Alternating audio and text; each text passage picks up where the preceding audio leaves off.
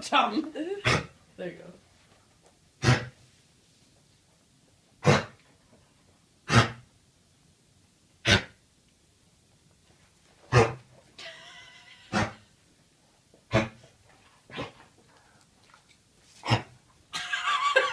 Dixie, if you would stop biting his jugular, maybe this would be no problem.